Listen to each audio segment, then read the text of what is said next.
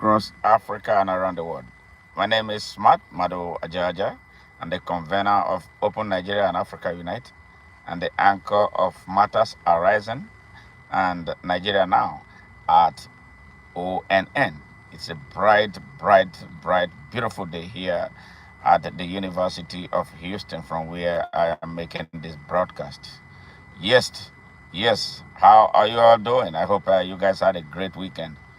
Please join this broadcast because a lot of people have been asking me this question, even though I have repeatedly, stated what open Nigeria means. So I will never be tired of answering the question, so that we'll be on the same page, as Nigerians, as lovers and watchers of Nigeria. It is very important that we have a clear understanding of what open Nigeria and the open Nigeria ideology means and represent for this generation and unborn generations of Nigerians if we truly imbibe it without much ado and with love for country and love for one another. So I am going to restate what open Nigeria means. If you are joining us for the very first time, please, subscribe to our channel, and you have made us grow organically to where we are right now, and we sincerely and deeply appreciate that. All those who subscribe to Open Nigeria to ONN are people who want to be engaged and engage in discussions about Nigeria, Africa, and global issues. And so I'm so appreciative. I know where we started from zero to nearly 5,000 organic subscribers and members, and we are growing. So it couldn't have been possible without you. So I thank you all for your contribution to very much your contributions to our growth. Without you, I won't be here talking every day. So in a nutshell, open Nigeria means free, fair, equal, unlimited, and unconditional access to opportunity to grow and develop, progress, and prosper. Yes, according to the levels of competency and abilities of all Nigerian or every Nigerian in a non threatening environment. Yes, in a non threatening environment that will engender national security, peace, and national cohesion. I believe very strongly that this is all we need to build the Nigeria that will become truly the giant of Africa. Yes. And with this, we'll be able to match the giantship of Africa. But right now, we are no near it. Just it's been a rhetoric since independence, but we have not been put on the pathway to attaining that status. All right, and we, the people of Nigeria, Nigeria is the reason Africa has not come of age. Nigeria is stalling Africa. I am a Nigerian. I'm proud to be a Nigerian, but I'm not proud of the Nigeria that we have. That is not the Nigeria that I thought we're going to have.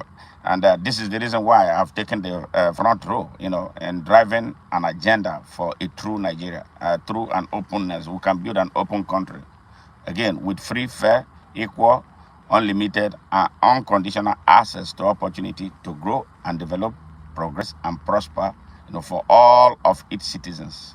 Yes, according to their abilities and levels of competency.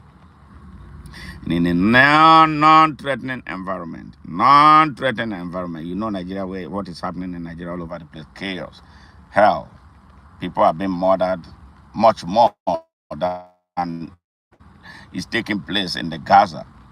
Yeah, but because Nigeria is an African country, not much emphasis is being put by the global media or the mainstream media to beam to the people of the world what is actually happening in Nigeria. is worse than what is taking place in Gaza. And this is the reason why I'm happy, to take the position that I have taken, to bring the situation in Nigeria to the heart of the people of the world.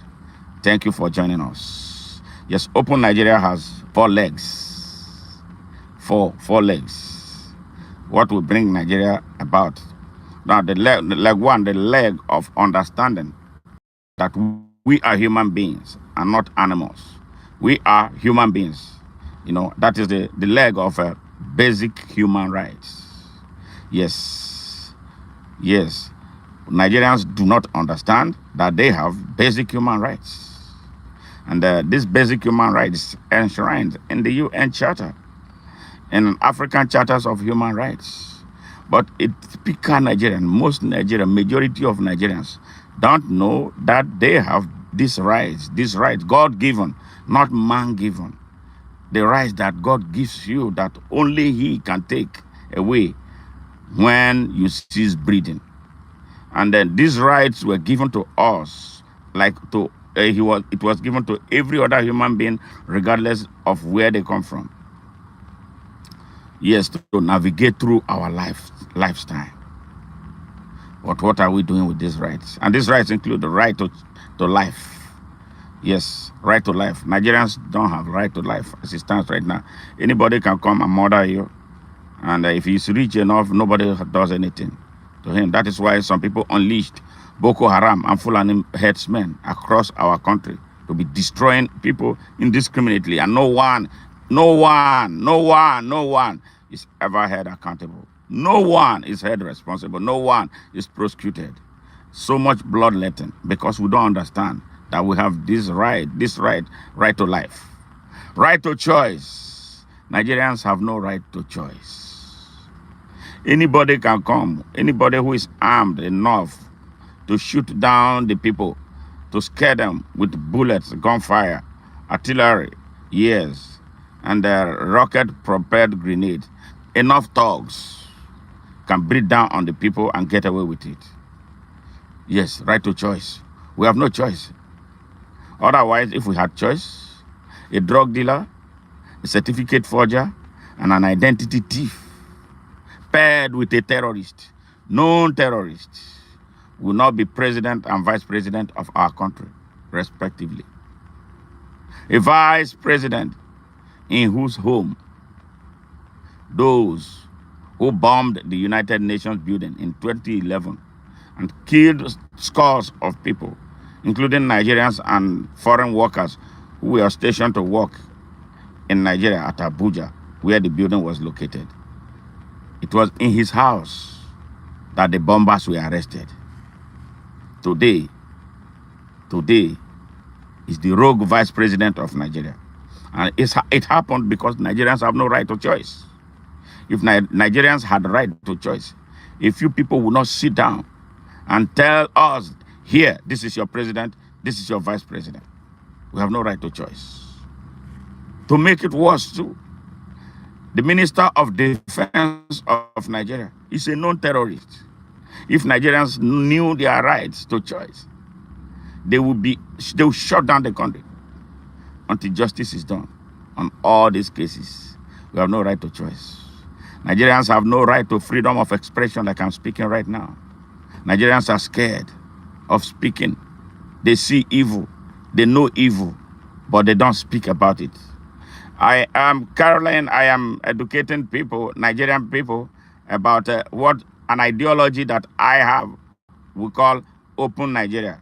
Open Nigeria is an ideological consciousness that will help us understand and then build a country that is open to all, with free, fair, equal, unlimited, and unconditional access to opportunity to grow and develop, progress, and prosper according to abilities and levels of competency in a non-threatening environment.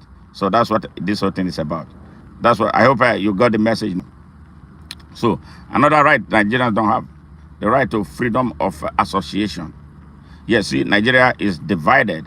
The division is to benefit a few people, not because is of use to the people of Nigeria. At independence, we were given independence as one country called Nigeria. But today we hear North and South. This North and South business benefits a few people, especially the North. It is an empire of a few people who use feudalistic oligarchy to keep the people repressed, and they're complicated by religion. They use religion to shut the people up and prevent them from mixing with other Nigerians. They tell the other people from, especially the south of Nigeria, who are predominantly free people. Some are more Christians. There are some that are Muslims. They tell them that those people are inferior and that they should not mix with them, because if they mix with them, they will become polluted. Yes, that is what some who call themselves northern leaders, yes, northern leaders are those who propagate this evil ideology. Very divisive, very corrupt, very morally bankrupt. Yes, they are the ones who holding Nigeria in captivity. They they keep the people in the north of Nigeria poor. I tell you, more than 99% of the people in the north of Nigeria are poor. Yes, they denied, especially the Hausa people, access to education. Yes, so they turn them into this empire of poverty. When they say Nigeria is poor, the poverty comes mostly from the north of the country as a result of the feudalistic oligarchy that was imposed on that enclave in 1804, when one man called Osman Danfodio came from somewhere outside what became Nigeria to force an Islamic order on them. 221 years ago. Since then, the people have been in captivity. And then when Nigeria became a nation state, their captivity started holding the country down from developing and growing. That is the sad story of Nigeria today. So I am coming with an ideology that I believe, if imbibed, will settle all the Nigerian problems and give the Nigerian people a breathing space to build a genuine and great nation. They are opposed to this idea because they know that when that happens, the people of Nigeria in the east, west, north, and south will be unleashed for their own greater good. Yes, because they profit from keeping Nigerians in chain, from exploiting Nigeria. Yes, from causing sectarian violence in Nigeria. So that is why they keep the country divided. So that is how freedom of association has impeded the growth and development of Nigeria and the national cohesion of the country. Charlie Kirk is the equivalent of today's Malcolm X and Martin Luther King. I don't know about that. You know, I'm going to have to take my time to study that to see if I will agree with you, because I'm beginning to listen to some of his rhetoric, and I'm going to be reserved because I'm going to take my time to study and understand him to see if he falls within the same metrics as Malcolm X and Martin Luther King Jr. So I reserve my comment on that. So progress, freedom of lack of freedom, of course, one of those rights, freedom of worship, of whatever you decide and call God, is lacking in Nigeria. You see where people go into mosque and then shoot it up. They go into churches, shoot it up. They go anywhere somebody makes any pronouncement that is at variance with their warped ideological position, they wipe the people out. So Nigeria has become a country of hell. And that country has to be unleashed. And the only way forward for the country is openness. And that is where the open Nigeria ideology comes handy. Yes, the right to self-determination. Every man has got the right to decide his own destiny. Yes, but that is lacking in Nigeria. People have no right to decide what they want to be. The country is being breathed down on by less than 1% of the country's population. So the country is a country waiting to be unleashed. Hello, Pablo. How are you? I'm doing very well. Great to see you again. Great to see you.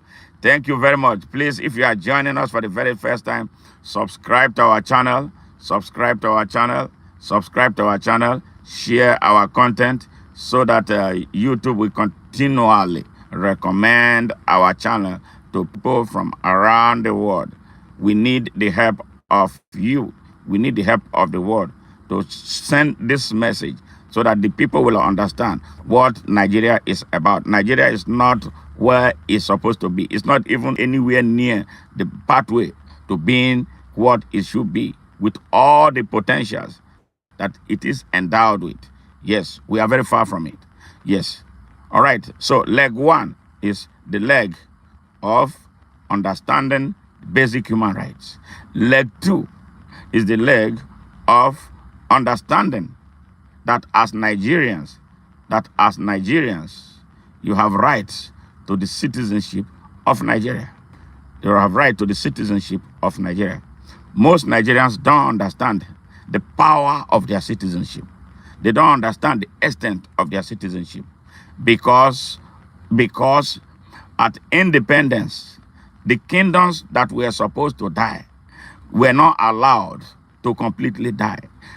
Because at independence, before independence, that enclave were kingdoms, a variety of kingdoms in there. But when the country became one and organized into an entity, it became a constitutional democracy.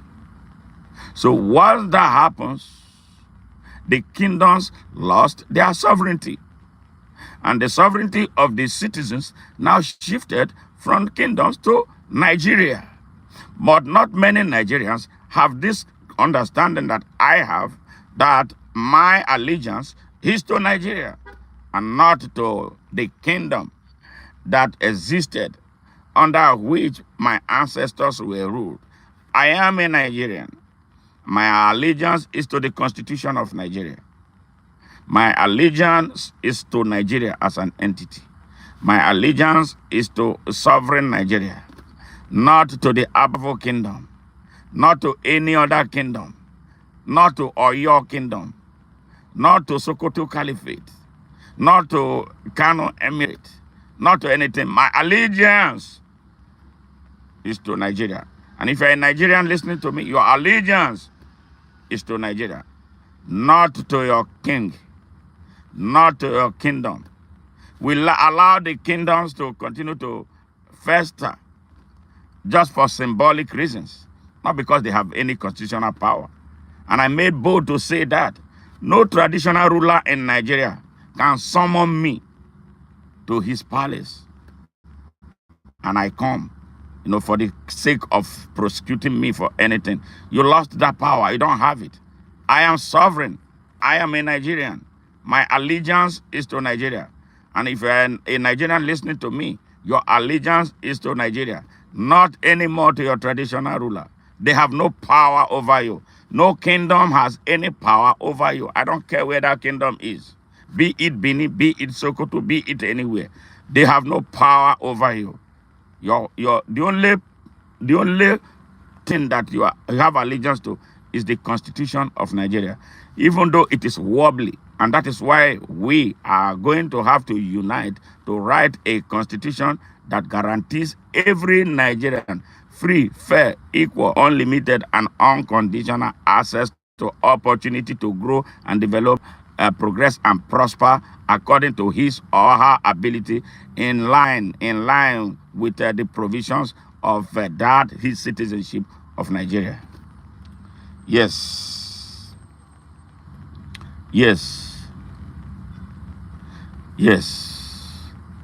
So, leg two, the leg of understanding of your right to the citizenship of Nigeria. That as a Nigerian, you can live in any part of Nigeria as long as you conduct yourself and respect the laws of Nigeria.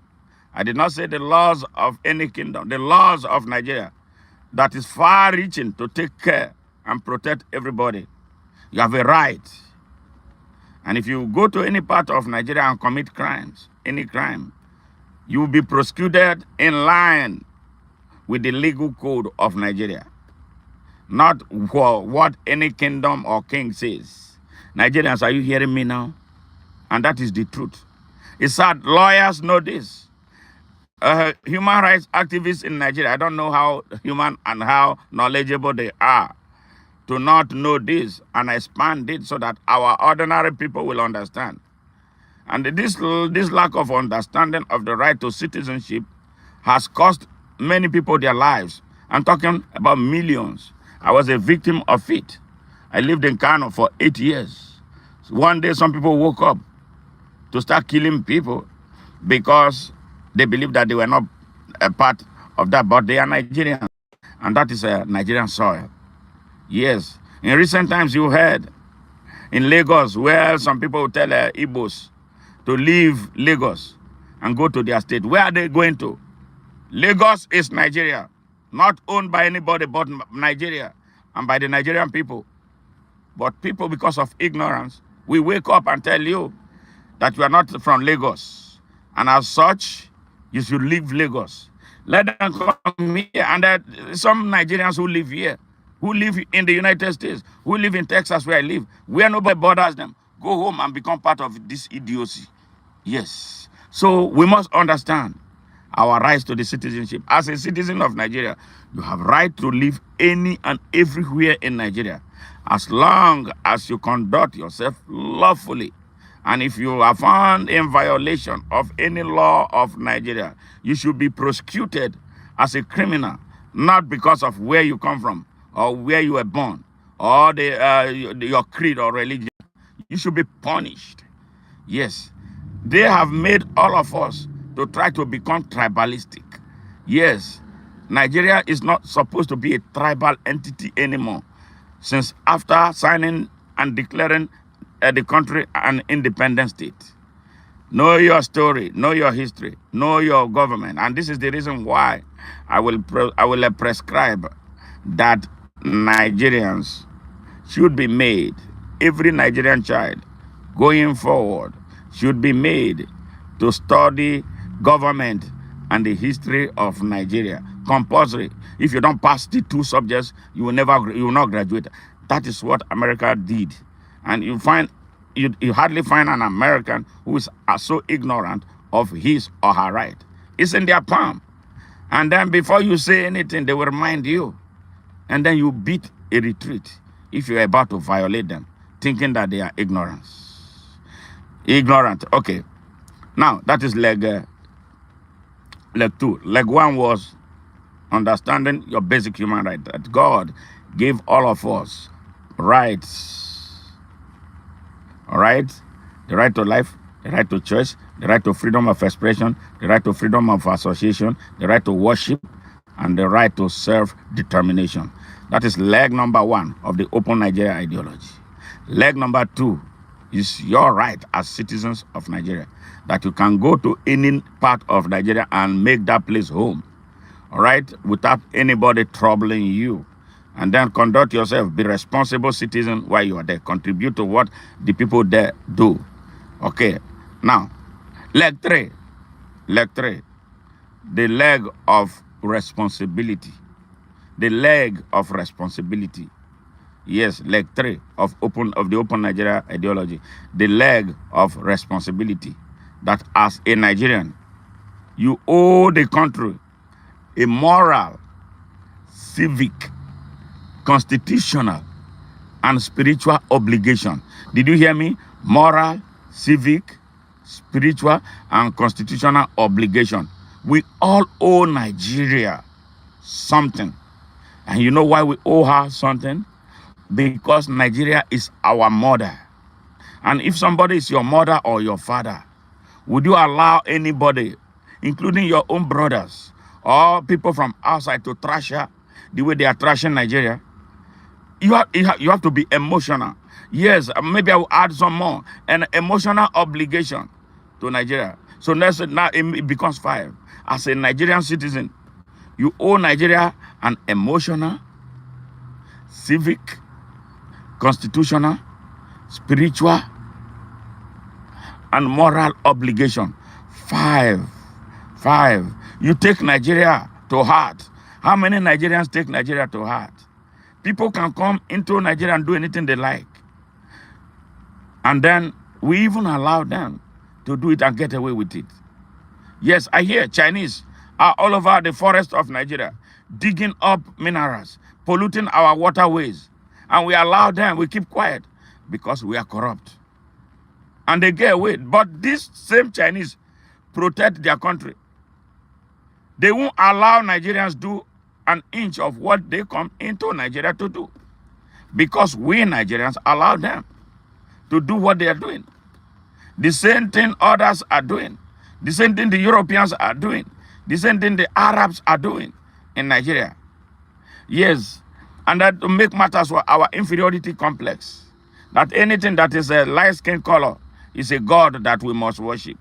So they come, we gather around them, like our ancestors carried Mungo Park and the Clapperton brothers about, because they thought that they were white, and so their legs must not touch the soil. Yes, we must wake up. So the leg of responsibility that you as a Nigerian, me as a Nigerian, all of us as Nigerian, oh Nigeria, individual and collective responsibility to defend and protect her at all times. Defend her against destruction by people who look like me and you, by people like Bola Ahmed Tinubu, El Rufai, Saad Abubakar, and all the fake emirs, fake northern leaders have united to destroy our country. And we are looking at them. We must defend Nigeria against destruction by people like Okowa, Ibori, Sheriff, and Ned Nwoko. Yes, and many of them that are not, Rabi Kwankwaso, and all of them. They are taking turns to destroy our country. We are looking at them. We are violating our rights. We are violating our country. We are allowing people to violate our country by not being responsible citizens. I live in America. I can't come and be destroying America and an American is seeing me. Even ordinary throwing paper on the ground, on the street. They will tell you, yes, sir, excuse me, sir, pick up that trash. And you know, if you don't pick it up, you know how it is a small boy, because you thought you wanted to be fast. You have a piece of paper in your hand. There are places where you can put pieces of paper, trash everywhere. And then you chose to put it on the ground, on the street. One little boy will come and tell you, excuse me, sir, can you pick it up? And the way he's going to tell you, you will pick it up in shame. But what do we do in our country? We trash our country. We allow people to trash our country. We allow ourselves to trash our country. We allow people who come into the country to destroy our country. We keep quiet. And if that young man told me to pick up my trash and I refuse, the next thing you see police officers all over the place. They will come in great numbers and humiliate you. Now, especially now that everybody is careful. Yes, they will call eyes on you. All right? Your heirs will be taken away from here. Yes. That is how much people love their country. It is so hard to see an American who will join a foreigner to come and destroy America. No. And if they find out, they catch you, they will try you as an enemy combatant. Have you heard? There's a young man they call Savo in those days. When the Afghanistan war and everything was raging, he went and joined the other people fighting against America. He was brought here and tried, put through trial, an American taking up gun against America. Yes, they put him through trial here. Right now, he's in Guantanamo Bay. You remember Abdul Muttalib, the young boy from the north of Nigeria, who put a bomb around his waist on the Christmas day of 2009? You know where he is right now? He's in Guantanamo Bay. That's how Americans protect their country. They caught him with bombs strapped, and he gave Nigeria such terrible image. Yes, he wanted to come and bomb America. America caught him. And you know where he was? Where he is? He's taken his ass. It's in the worst Guantanamo Bay in Cuba. And he will be there for the rest of his life. But what do we do in Nigeria? People who claim that they are Muslims, they will bring terrorists into our country to be bombing the hell out of our country. And all of us keep quiet. When they kill some blind fools, we say Allahu Akbar. We open our borders for people to come from Mauritania, Chad, Niger, Mali, everywhere to come into our country, to disorder our country. That is where we are. And those things happen because we became irresponsible. We are irresponsible. We don't care about our country. Those are the people who have now become a nuisance in our country. Those are the ones killing our people everywhere in the country. Those are the people who took over the whole of Northeast. Those are the people who are now destroying North Central, Northwest, and everywhere. They are down even into my village. In my village, over 100 people have been kidnapped. We have recorded over 20 fatalities. Yes, because of our irresponsibility.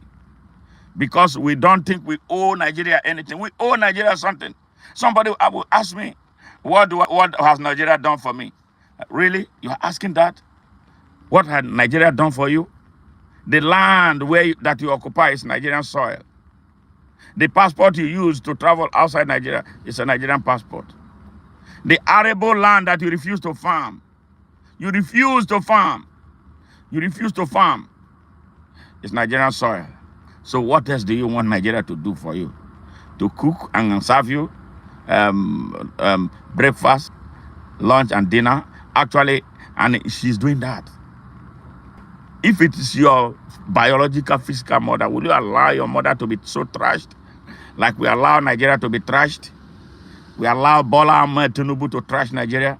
We allow Rabi Kwankwaso, El-Rufai to trash Nigeria? We allow Atiku, Unyeso Wike, and the rest of them to trash Nigeria? We allow Aminu Tambowa to destroy Nigeria? We allow Saad Abubakar to continue to create mayhem in Nigeria with his fake northern leaders?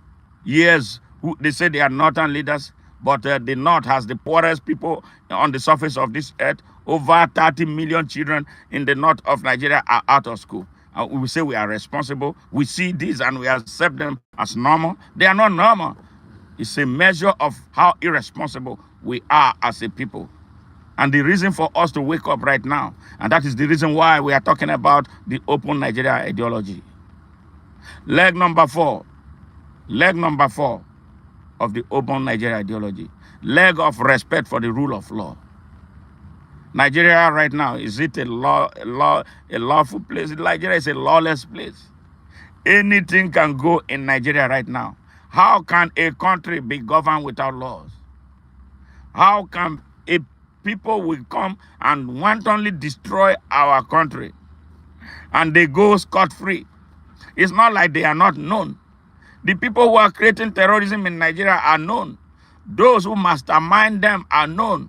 How come little Bello Turji, that Nigerian army, the entire Nigerian armed forces cannot arrest him?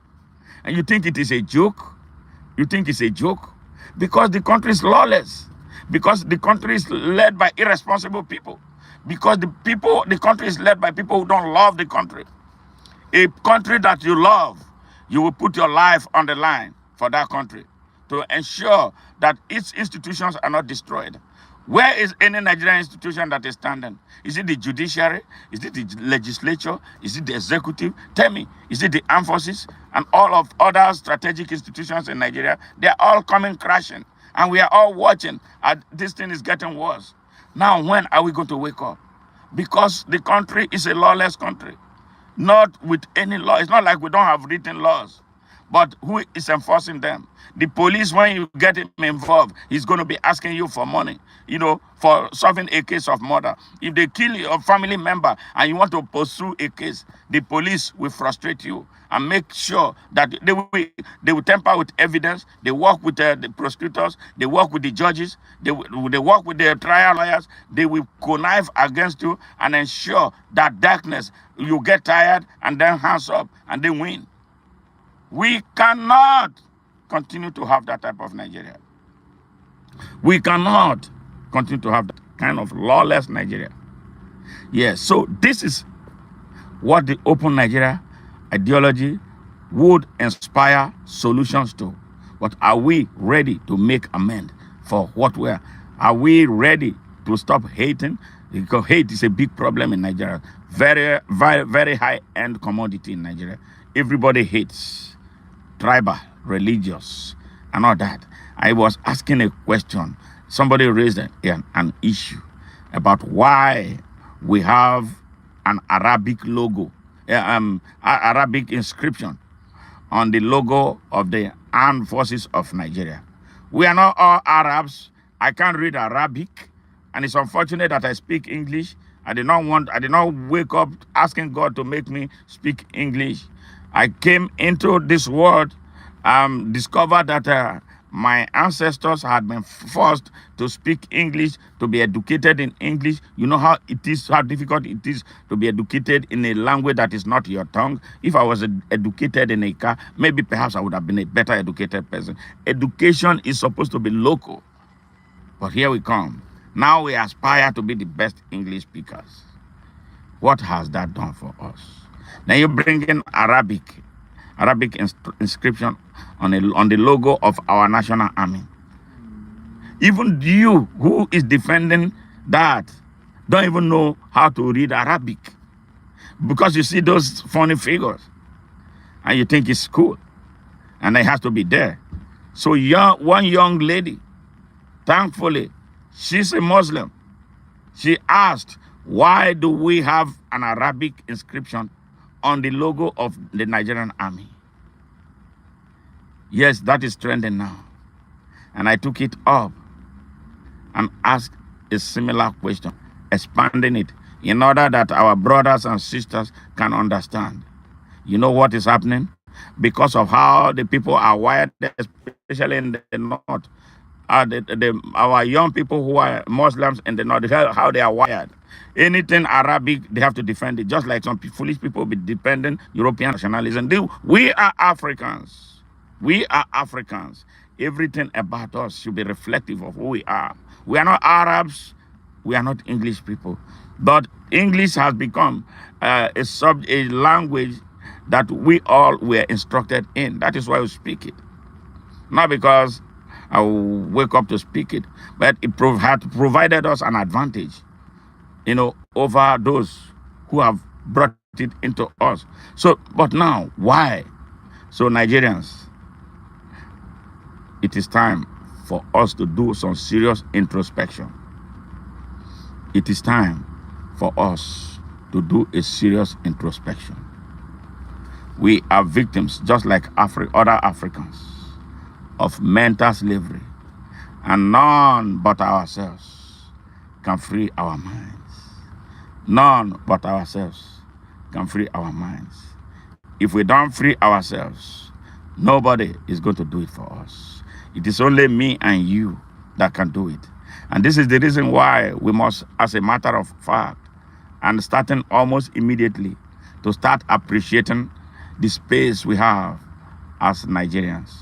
We have a very beautiful country that we are refusing to build because we are listening to wrong voices. How long? We have listened to these wrong voices for 3 generations. And they have not led us anywhere but doom. Our country is about to completely gone. There's hardly anything left in Nigeria. All of our country's institutions have been broken. None is working for you and me. So don't you think we should do something different to change the narrative and make Nigeria a better place? The place that it should be, the place that the Almighty God designed it, either by accident or by the design of others that we should translate into something positive for all. Beautiful country with everything in it. Why are we refusing to build it? Why are we refusing to accept that we are Nigerians? Why do we have to see the Islam and Christianity in us and not the African in us? What is wrong with us that we cannot do one thing right? The whole of the world is looking at us. The whole of Africa is looking at us. We are the reason after Africa is stuck right now. Nigeria with a population of over 250 million people, you know that if we have the right type of leadership and say, Africa, let us go, Africa will move. They will move with us. They are waiting for us. We are stuck because Nigeria is stuck. The whole of Africa is stuck because Nigeria is stuck. The whole of Africa is stuck because Nigeria is stuck. Nigeria is stuck not because the people of Nigeria are bad people. We are not bad people.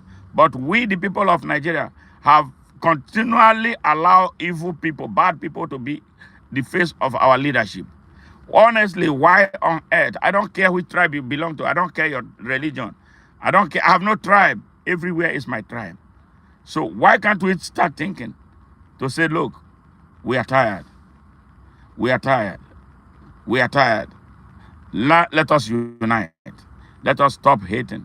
Let us stop hating. How can we belong to the same country? Yeah, listen to what a Nigerian leader said at independence. You will cry. And then hopefully, maybe this one will inspire you to say, we are hard enough. It's time we build a real country where tribe and does not, where religion does not matter. Our Nigerianness and the ingenuity of our Nigerianness. How we can use it. Noticed, Listen Premier, to when this. I've been here, is that Northerners seem to have, I might almost call it obsession about the Igbos. Could you perhaps explain that to me? Well, the Igbos are more or less the type of people whose desire is mainly to dominate everybody. If they go to a village, to a town, they want to monopolize everything in that area.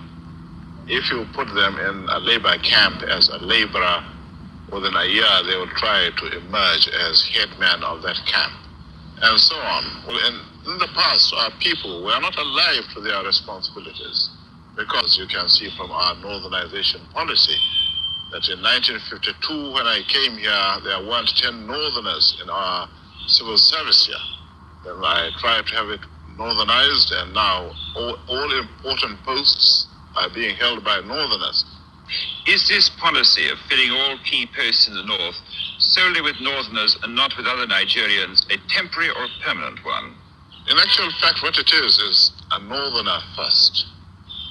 If you can't get a northerner, then we take an expatriate like yourself on contract. If we can't, then we can employ another Nigerian, but on contract too. This is going to be permanent, I should say, as far as I can foresee, because it will be rather dangerous to see the number of boys who are now turning from all our learning institutions, coming out with having no work to do. I'm sure whichever government of the day might be, it will feel rather embarrassed, and it might even lead to bloodshed. Doesn't this damage the idea, sir, of all people in all regions in Nigeria being fellow citizens of one country? Well, it might, but you are, new to our region, but how many northerners are employed in the east or in the west? The answer is no. There may be 10 laborers employed only in the two regions. Did you hear that? That was from a Nigerian leader right at independence. A Nigerian leader right at independence. He shot Nigeria in the brain. He planted hate. I live in the United States. I've lived here for 29 years. I've done a lot of jobs. I've had some very, very high positions here in this country. Nobody asked me where I came from. And all the jobs that I was given, they were all permanent positions. I was not hired on contracts. because I was not born in America. This was Madu Bello at independence. And guess what? They revere him. They celebrate him as a leader who could not build capacity. Leadership is about building capacity. If you can build capacity, you can build an economy. And if you can build an economy will be able to absorb and accommodate every qualified person who can do whatever level of job. This is the problem of Nigeria. And this is the reason we are demanding for an open Nigeria. We are all mental slaves. We are slaves in Nigeria. We need to be free. And the freedom must start with us understanding these basic principles of our basic human rights and our rights to the citizenship of Nigeria. It is possible. Can we start thinking today? If you love what we do, subscribe to our channel. Join us at Open Nigeria on Facebook. Yes, if you want to check us out on Facebook, search for at Open Nigeria Now Movement. There you go. Join us so we continue to have this conversation. Please share this broadcast because I believe it's very, very important to Nigeria and the Nigerian people, and by extension to Africa and the African people, and again, by extension, the whole of the world. Bye for now, and I love you guys. Bye-bye.